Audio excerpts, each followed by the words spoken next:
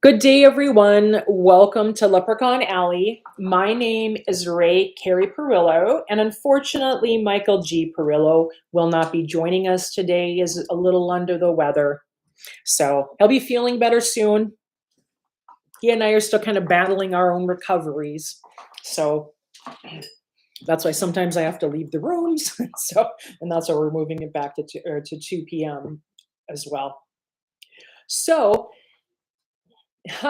I'm very nervous. I never wanted to do this by myself. Um, it's always comfortable having, or much more comfortable having a co-pilot. Um, so we're moving the time to 2 p.m. It's still going to be every Wednesday, or Monday, Wednesday, and Friday. We are Leprechaun Alley. And also, if you would like to book any personal readings, the services that we offer, and I call everything basically under the umbrella interverse mechanics. And the reason I refer to it that way is because we're really here to build and work on who we are, to build our soul accretion, to build our spiritual wisdom, all of those things, which requires us doing an inside job. Um,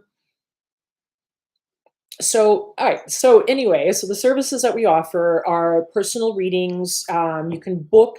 The initial reading is going to be a chart casting, and that's when you first register.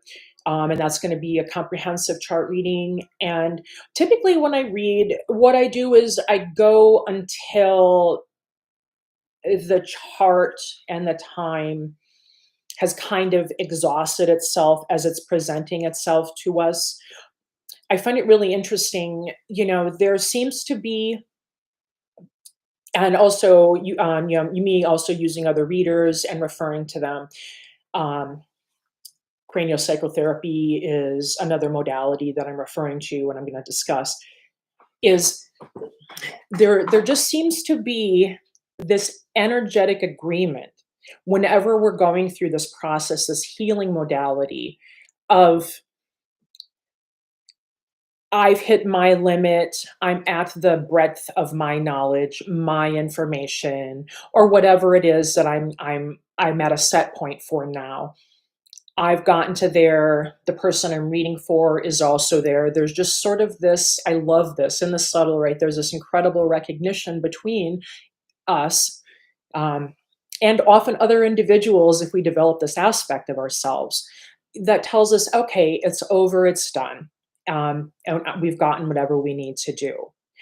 And I think it's important too because what happens is when we get these readings, a lot of time, of course, I mean, and me included, when I started dealing into the esoteric, uh, I was young, like a teenager. And really, I was raised, even though I was raised, Baptist, I was still raised from a really esoteric perspective.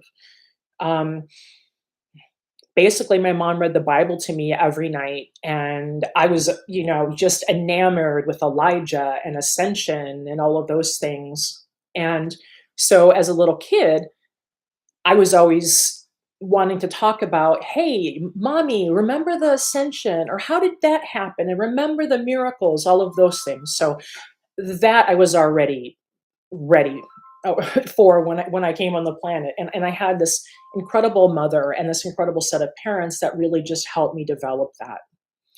Um, so there also, I guess I'm just going to go into this because I've been thinking about it a lot. This also happens in conversation as well. When we converge, when we connect with other people, there are ways that we know that other people have completed their idea, or they've completed their sentence, or whatever it is. So I guess for all of us, it's these beautiful intersections of understanding that we have a paralanguage, something that we can't measure in a 3D perspective. Those to me are the connections that help us connect to each other. Um, I'm good. Oh, what I've learned starting to do these presentations is that I'm really a sensitive person, very passionate, and I get emotional very quickly when I'm really digging um, around for that information to really express it. I get I get overwhelmed. Um, it's these bonds and this paralanguage that really are what unite and connect us and can bring us to peace and awareness and understanding. And what we live in is a culture. I don't even think that blame is really. We can say blame. We can look at it and observe it, but I don't think blame is really the correct conversation.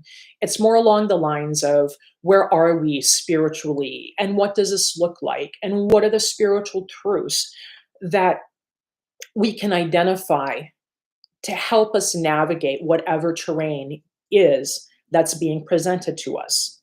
So, and as I'm observing myself saying that, it's also a very year of the dog quality, right? Let's face reality. Let's face it head on. Whatever it is that we're dealing with, we're going to face it together, but we're going to face it and we're going to do something about it. Um, I think, and when I'm thinking about that, I think part of how why dogs are like that, they can operate in that manner, is because the dog is ready. The position of the dog, also the Libra, they're they always go. It's black and white. So their thought is this going to kill me? Is this something I'm willing to die for? So when they're moving forward in these truths, they're always asking these questions all of the time. It's like an automatic response. It's pretty interesting. Um, huh. So additionally, I'm just digressing all over the place. This is why I need a partner, but I hope I make sense. Um, really threw me off that Michael wasn't feeling good. So in addition to the other services we provide, it's Western Chinese and Vedic astrology. If you have a preference, you want a fusion, however that happens, you can ask an individual question. That's after you're registered and everything is on the site and something comes up. So like what I'm saying, we have these in-between meetings between readers. This happens with therapists, counselors, psychologists. Um, as much as I want to give Freud a hard time and all of that, and as long as it takes psychoanalysis, blah blah blah blah blah. At the end of the day, what does make it so effective and so successful is the paralanguage, is being able to recognize these places where we're in agreement, where we both recognize that we've learned everything we can at this moment about this particular topic or about this particular issue. And what we have to do from there is go back and apply what we've learned. And we often don't really have a framework by how to order these things and by how to order these things and apply these things. So it's trial and error. And it's important that we stay present with what we're doing. And by the way, yeah, I do the best I can. um, but I get it, at least. I get that. Uh, Doing good. So it's important that we stay present and connected to whatever it is that we're doing so we can recognize these things as they come up. So then, and that we've practiced our knowledge to the extent that it's time for us to ask another question and learn another lesson. I wish that we could live life so much more slowly in that manner, in such an ordered manner. It would just be so great.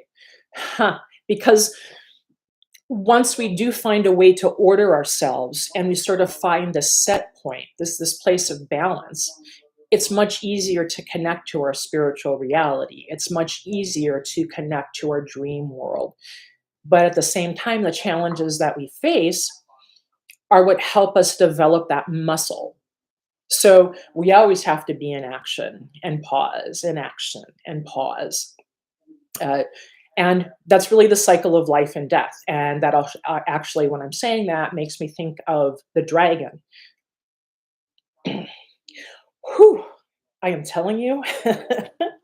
I was watching Autumn the other day, and she was describing. Someone was asking her about her psychic process, and I believe she's a Scorpio. So, and I have a Scorpio ascendant, so I really get it. And but Autumn is from Black and Orange Tarot, and she was describing like her way of knowing what her psychic process is, and what and instead of being a real psychic, what I did was I backed in it into it using through the academic world, and then went, oh, wait a minute. All this stuff that I'm looking for, all of my sciencey la la la la la la la. Again, Thomas Kuhn, The Structure of Scientific Revolution, really helps us understand that even hard sciences are still metaphysical. Um, and so one day I was doing my, anthropology and my psychology, all of those things. And, I still thought that religion was separate from everything else. So I was young. I was like, 14, 15. So, I was pretty naive, pretty fresh. Um, and so I'm thinking about,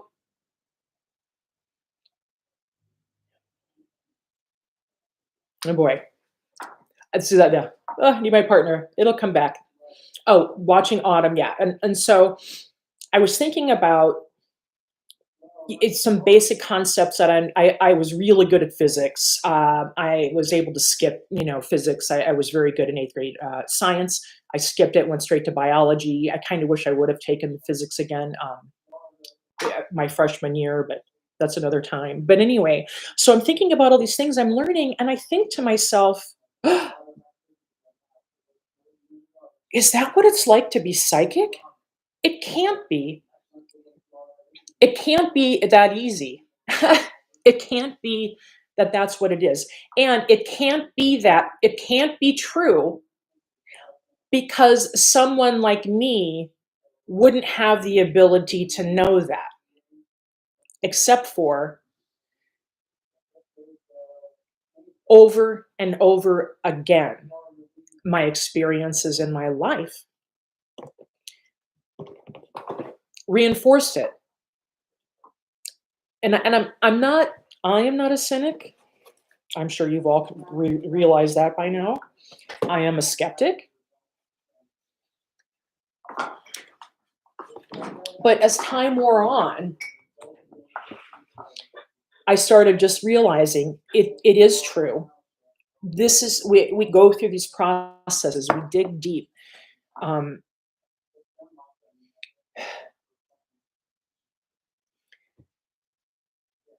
Everything that we know, everything that we experience is a hologram and nuance. And it's very difficult to operate on anything concrete like a set of facts because truth is ever evolving, reality is ever changing, and each one of those things is informed by our state of consciousness.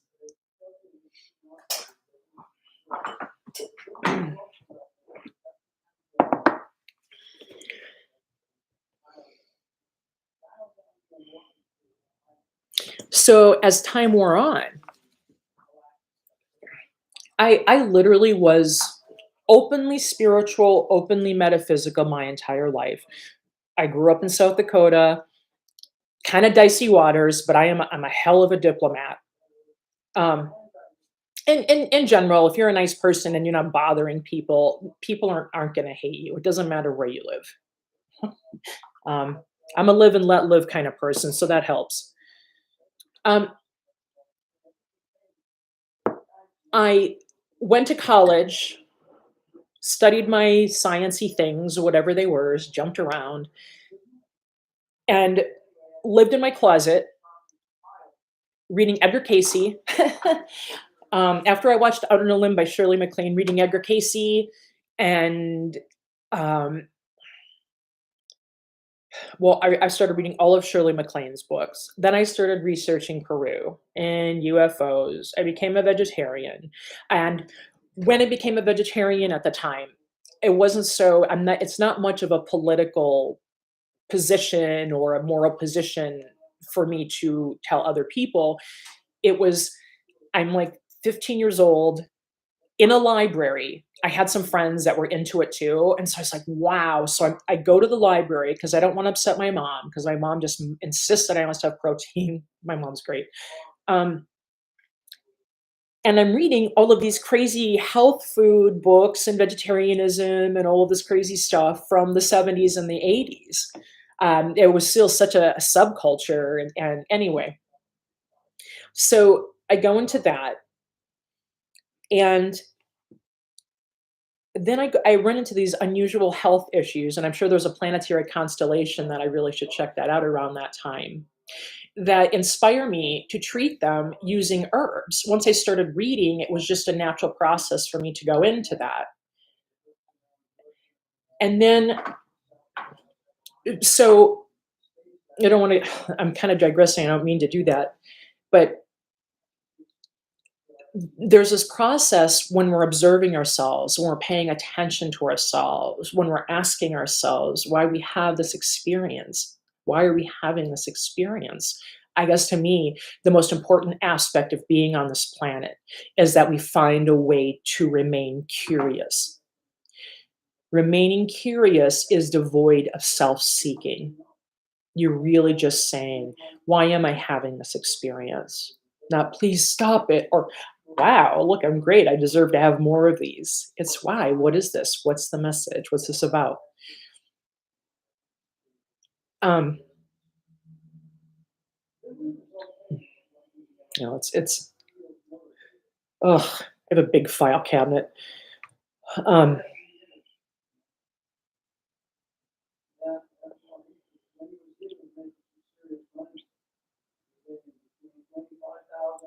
just really coming back to learning how to trust ourselves, learning how to trust that inner voice.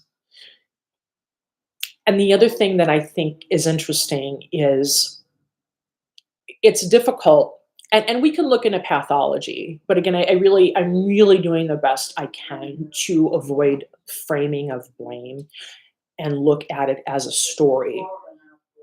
Um, so Michael sometimes accuses me of being of fluffy bunnies, um, but I really just want to remain emotionally sober because that makes me more effective to deal with whatever I'm dealing with. That's why I don't want to kind of keep it on an even keel. Um,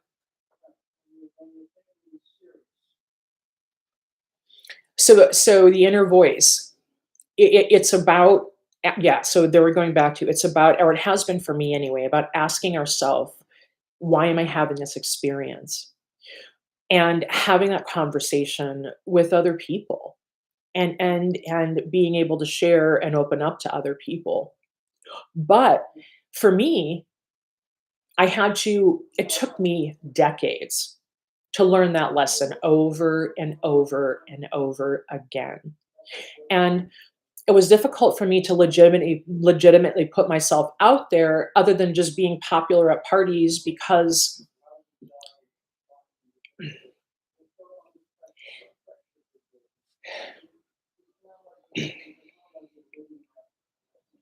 I'm getting the overwhelm again.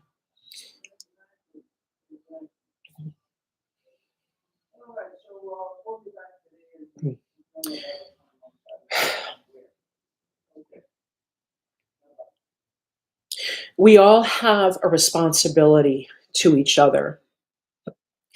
Whew. Hi, Vivian. Oh, welcome. Hi, Canada. Lord, give me strength. We had a great birthday. Thank you. um,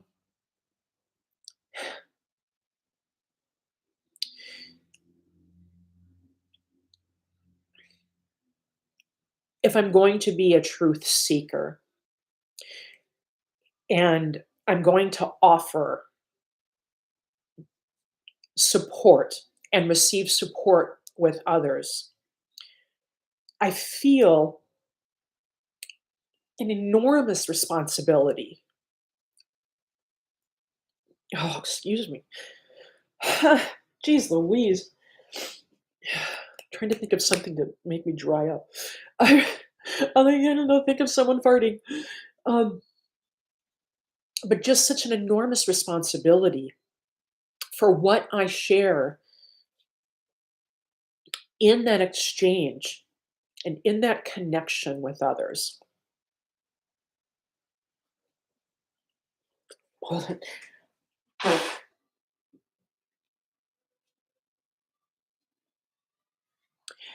And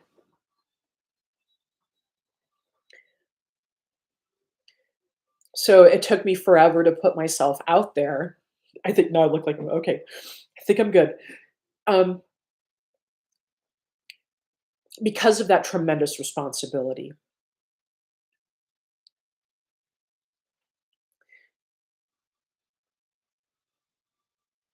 It's hard to even, I mean, still, what's difficult for me to process is firmly stating that I have a gift. And I'm not the only one that has that problem.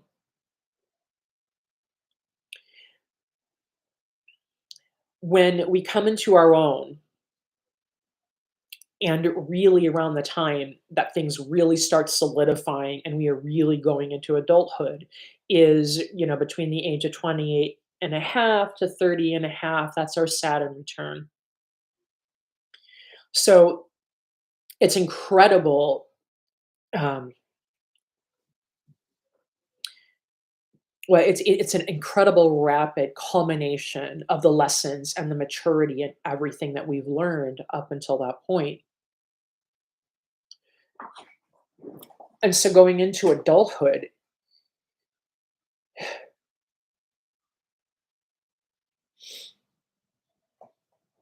we have to somehow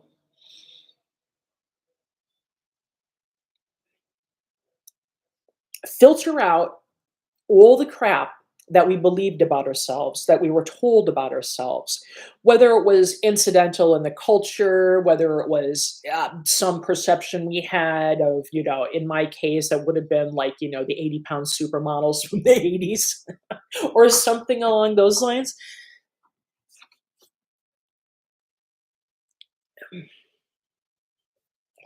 I'm losing my track again.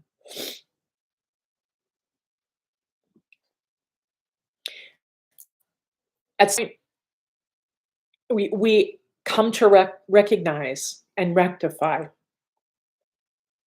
that we exist, that we're enough, that the only way that we can apply and be responsible in this planet, on this earth plane, in this consciousness level, is to be accepting of how we're put together and how we're constructed. Because we can't do it, we can't apply anything we know, anything that we want to, without using the tools that we have. It's a catch 22. We have no choice but to love ourselves at some point if we're going to make any impact on this planet. And the beautiful thing about that is that once we get to that state, by default of being in that state, all of the illusions, all of the conflict, all of the lies, they evaporate. They're unnecessary. As a matter of fact, we may even look at them favorably or say, that was a very interesting way that that happened. I'm surprised that I went along with that. Um, and so that's what I think about when I think about astrology.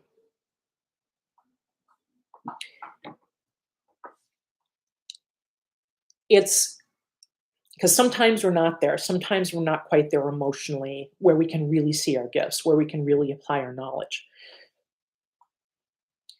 Whew. Boy, this is really Michael should have left me on my own. Um, we can look at the planets, we can look at where they're positioned. We can use some education, we can add things together, we can use math, we can use angles, we can realize that there is some type of, regular routine education that we have to apply to this in order to be able to understand it. It gives us distance from rejecting who we are to hearing and receiving what someone else is mirroring back to us.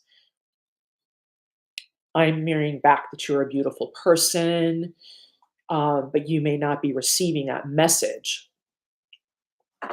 So, and also it's that in between place where we end up being emotionally triggered. That's huge. It does, when we're being reductionist, that's the way we are reductionist. It really boils down to that moment where we're triggered. And if we can do something about that, we can do something to mitigate the avalanche of events, um, of what being triggered means. Which brings us back to, for me, astrology helped me keep a safe distance from my short trigger points and help me build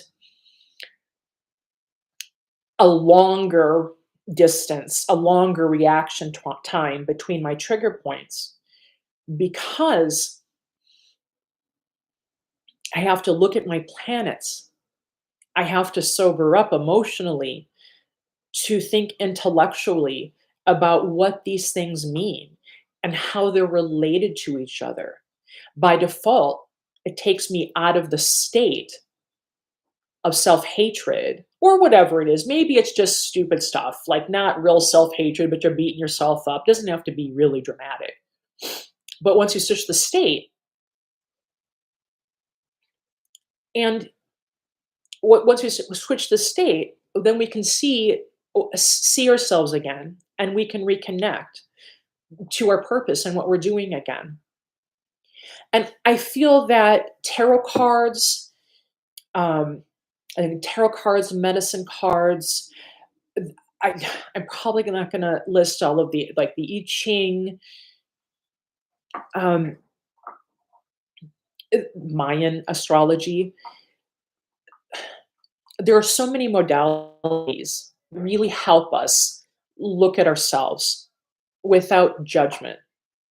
There's a certain theater in them. You pull a tarot card, you're like, it's the death card, and depending on which culture you were raised in, there's going to be a certain degree of freaking out about what that means. But at the same time, if we're not connected to ourselves, and we're really just trying to figure ourselves out, and there's in the process there's a lot of self-loathing, or hopefully not for anybody else, but that happened to me. um, so in the process of figuring all of that out,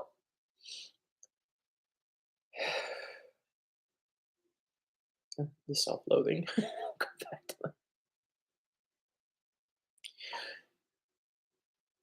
It's not triggering anything in us that isn't already going on.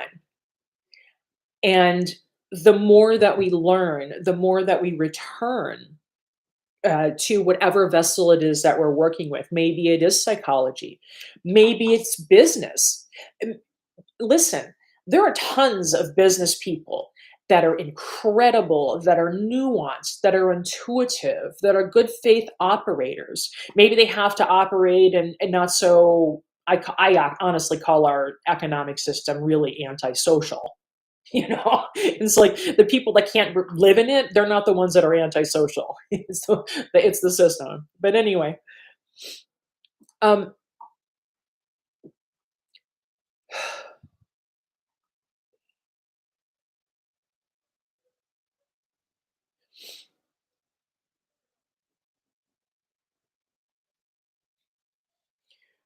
Well, I was saying, oh, so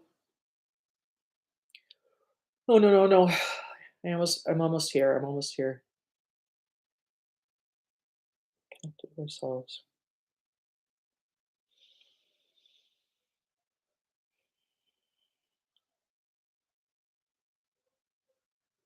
There. Okay. So this is my process. It's embarrassing to do it on camera. Um,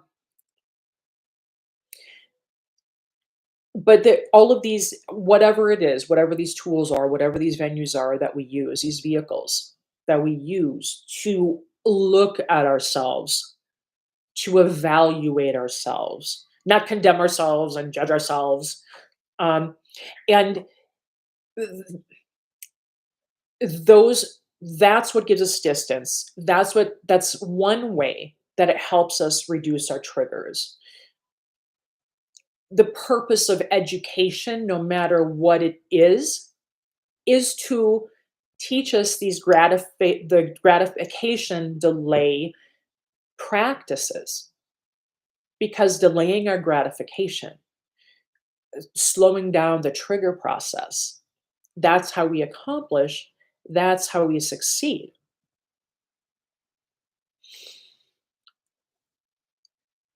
Um, wow.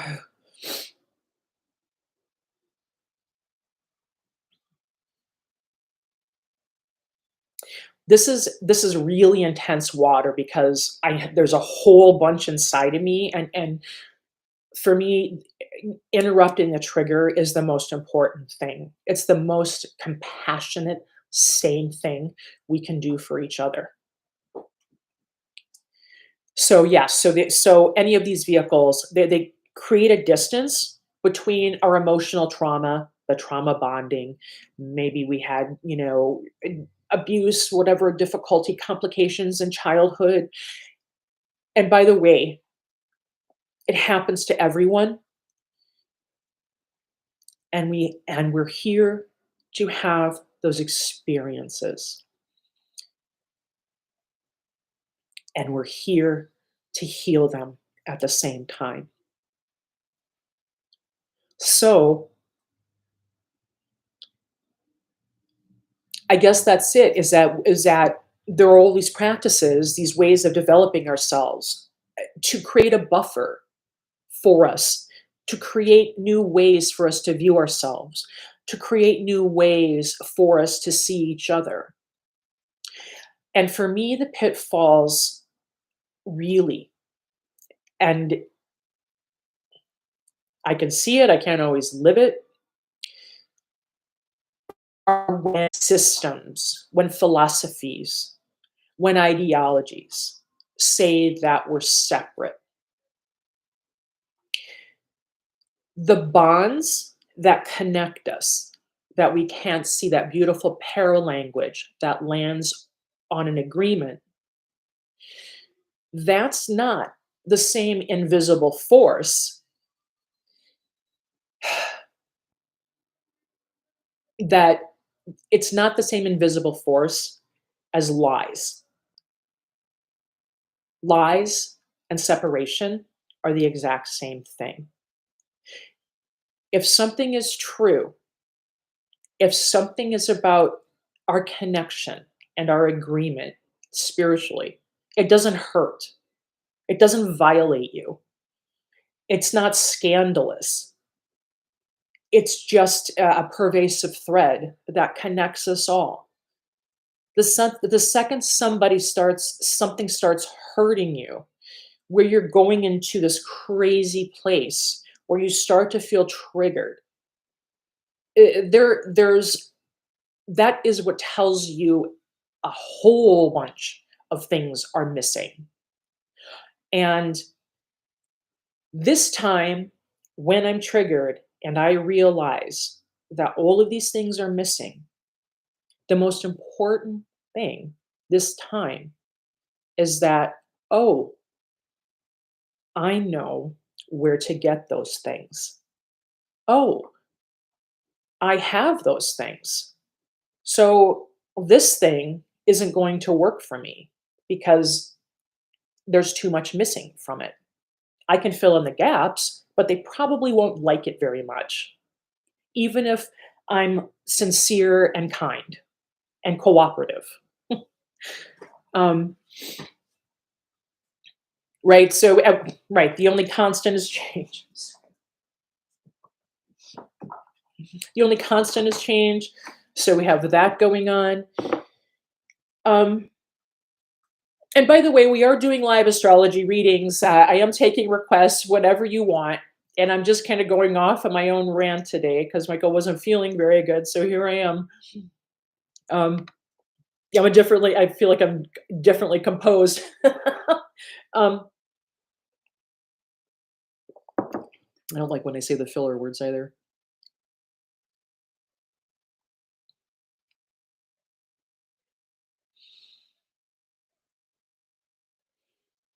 Well, what I can do is go back and start talking about the planets and looking at our chart.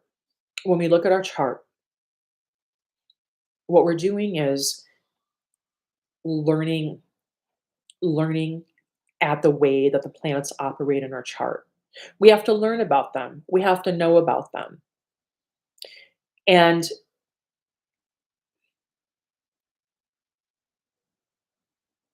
the one thing that I have found to be more true than not about humanity is that we learn a little bit about something, but we don't go through it or learn enough about it to know whether or not we disagree with it.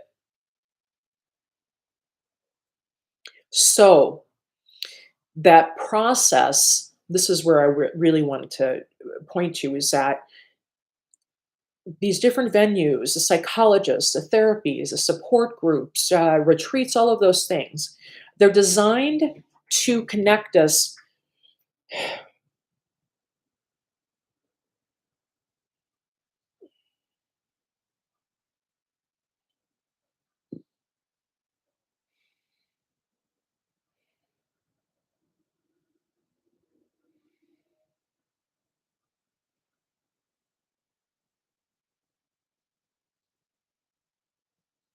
I'm on the home stretch.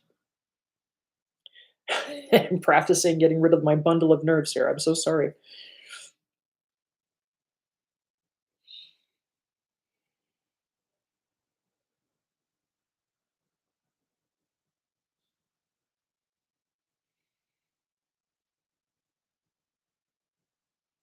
Yes. So when I'm looking at the planets, all of these things that we do to explore the nature of the self, of ourselves, religions, all of that, are really us looking for who we are, the answers to who we are in really the ultimate esoteric fashion. And if we stop studying things too soon or asking enough questions or exploring them further, what we're really doing is we're saying that we ourselves aren't worth knowing or exploring. And it doesn't have to be an esoteric vehicle. Again, it can just be an education. You go into business, go into architecture, go into horticulture. Any practice that focuses you in that way can help build us in that manner. Maybe people that got their college educations didn't use them in the way that to really understand themselves, or maybe they stopped growing or whatever. But there's still a launching point for us to cultivate and develop ourselves. Whew. Yeah, I've probably said this before here that I always said my goal in life is to be able to levitate and teleport. Oh, I would love that. So let me see where I don't have anybody making any requests right now.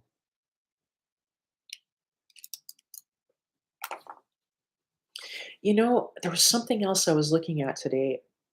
I was reading, it was an article by Glenn Greenwald, and it was about Matt Gaetz. And I've been noticing, and Matt Gaetz he is a Taurus, year of the dog. He's a water dog. Um, his combination isn't really going to, like, this is one of the limits, for example. Like, his combination isn't going to really indicate the complexity of whatever was going on with him and the situation and the dynamics and all of that. The only thing that you can really say regarding that is, well, if it was true, it would look this way, the way that a Taurus dog would do it. Or if it's not true, it's because of this piece of when a Taurus dog is benevolent, they're like that.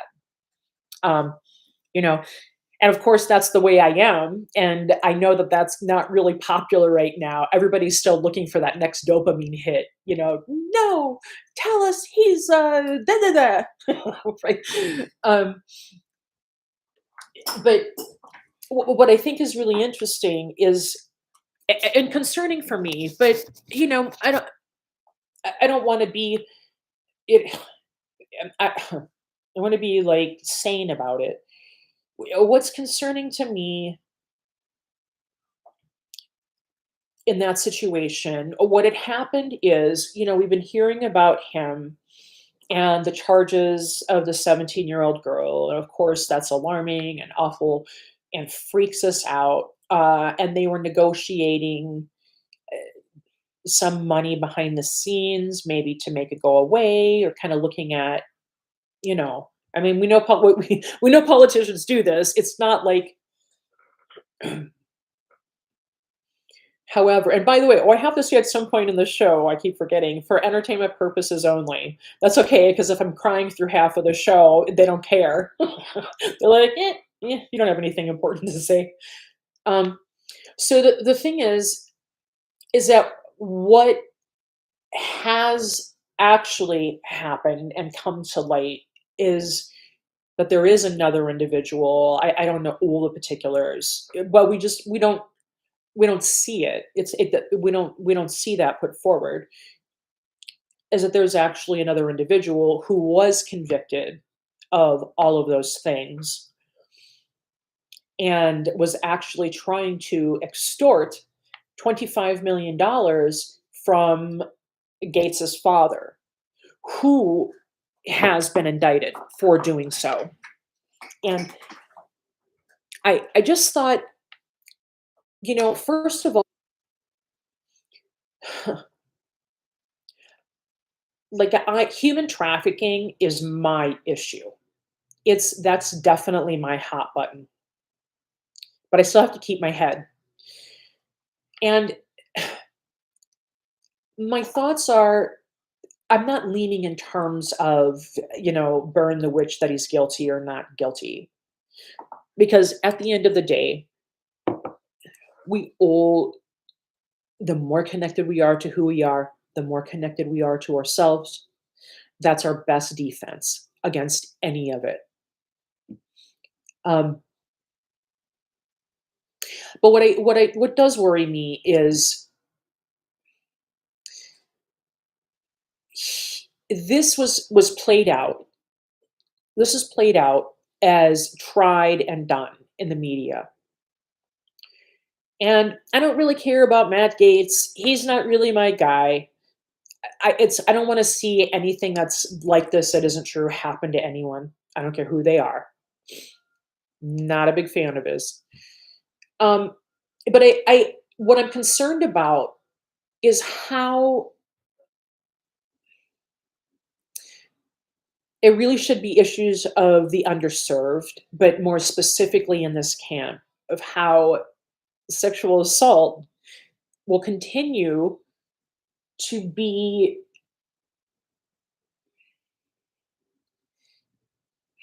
not to be dealt with correctly because our leaders and politicians use it as a weapon. And I just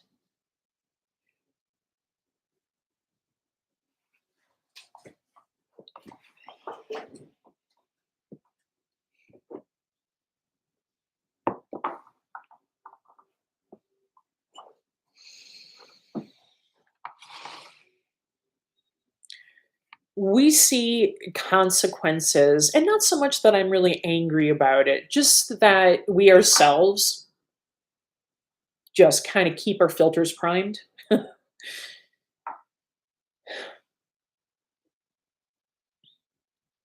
I feel like, especially women's issues and sexual assault and human trafficking, has been inadvertently put on trial as a result of the way these things have been weaponized.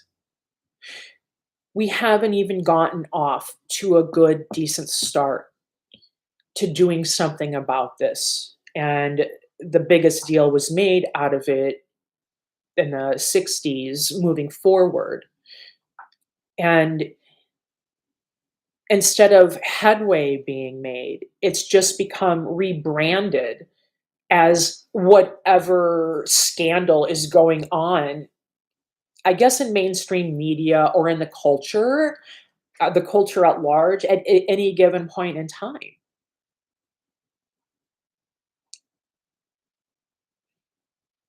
And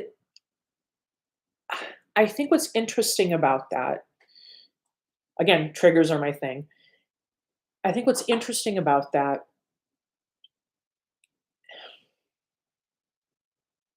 is how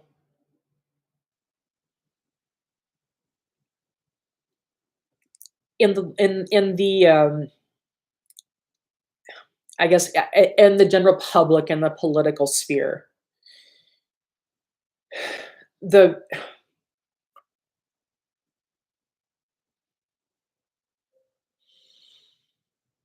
it's like another layer that prevents them or insulates them from really having to follow through or do a sincere investigation into anyone. It's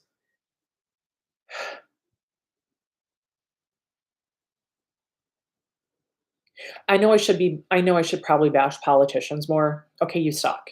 But what the nature is of the political sphere, if they're not serving us, then the purpose for which they exist is to lie and to keep themselves alive. And this rugged individualism manifest destiny is really a man for himself at this point in time, or every woman for himself now, or for herself. Okay. Um, and we've never seen a more self obsessed government.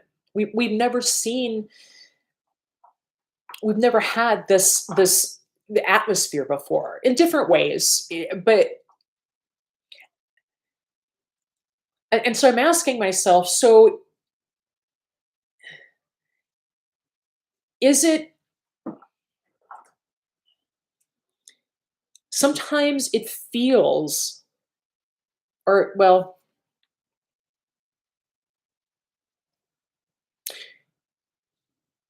it feels like all of that is manufactured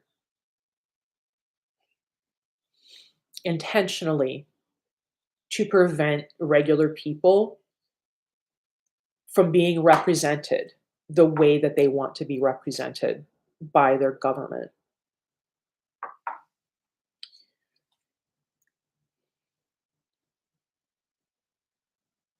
And so the solution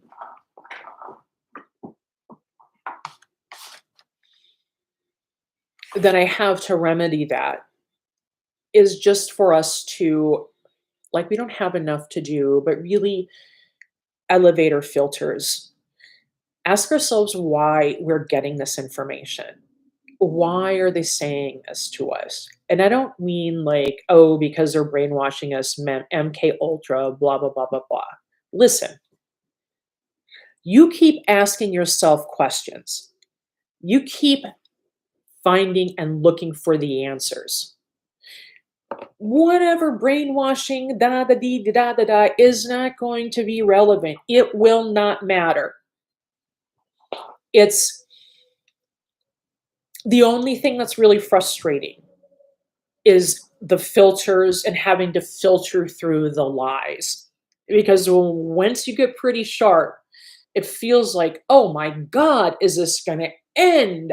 When does this stop? But not so much that it's not so much that I expect the lies to end. I'm like, it's like the way that the lies are working right now, it's like like whatever it is, the HTML is that, I don't know, do we still do HTML? I don't know. Or whatever code is for writing a program, a video for video games or something like that. That's what it's like. So so it's this lie, and it's a formula, and that's what I think of, like, oh my God, like, how long does this formula go, so I can kind of get a certain perspective on it. But other than that, so I guess I was just really thinking about development of ourselves, the importance of building our own integrity, our being, working on whatever frailties we want to work on. And also remember that, like our bodies too, sometimes something you may experience in your heart may originate in a vertebrae or from a nerve ending somewhere else. So sometimes we can't, like when we're treating something medically, we want to think of something as a one-to-one correspondence, but that's not really how things work. So sometimes we just have to dig a little deeper and get some idea of where all of that's coming from. And once we find out, then we can work with it. And we will never, ever get what we want if we don't. And it's weird to say want, because once you make that connection, once we get to that level of contentment, there's no there's no anything going on. Like, oh, my desires and all of that, this is where I meet them. Okay. So what is it? It's a little early. I well, I didn't even have my paperwork out. All right, I'll try to wing it like I did yesterday. No. When you're not here, I always like to make some recommendations of good reads. I did mention one, The Structure of Scientific Revolution by Thomas Kuhn. Oh, by the way, he was born, I think it was in July of 1922. He's a Cancer water dog. Um, oh, another good one, The Creature from Jekyll Island. Really interesting, just nuts and bolts explanation of what the Federal Reserve is. Big fan of Rudolf Steiner. Anything by Steiner. I'm just really reviewing and going over and listening to a lot of his stuff again right now, and letting it soak in. That's also the kind of thing too. I'm that kind of reader. I'm like, I got to revisit because it feels like this is now my time to hear that again. Um, and then my favorite people that I like to listen to, uh, I mentioned her as well, Autumn, Black and Orange Tarot. Oh, by the way, Jane Roberts, always a good read. I recommend her. I feel like when you read from Jane Roberts, it gave me a really also another thing that helped connect me to my spidey tendencies. Um, when you read Jane Roberts, I just feel like the way that she goes about doing her craft gives us kind of a sense of what it's like in general, like something that was very relatable for me, even though it's really dense.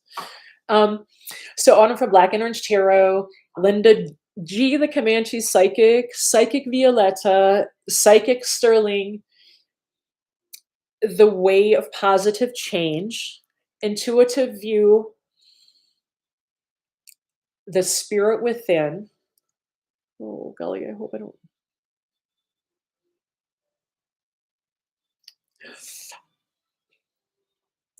The Vedic astrologer, Joni Petrie. Please remember, if it's okay, we're going to start at 2 p.m. next week, so we can avoid conflicting and kind of get ourselves together a little bit sometimes before, yeah, while we're recovering. Um, and is there anything else that I need to tell you? Oh, yes, for personal readings, click on the link below.